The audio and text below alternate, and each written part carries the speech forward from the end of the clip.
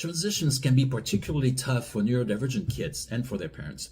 When it's time to transition, does your child ignore you, push back, negotiate, hide?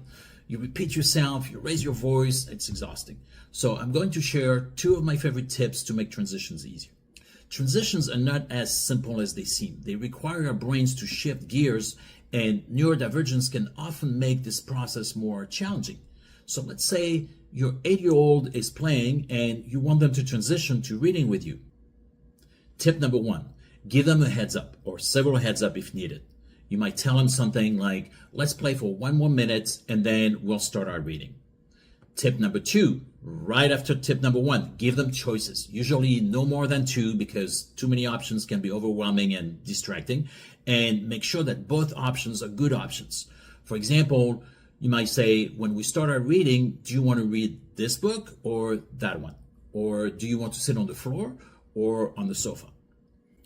So what do those strategies accomplish? Well, giving a heads up can make it easier for the brain to shift gears and be able to transition.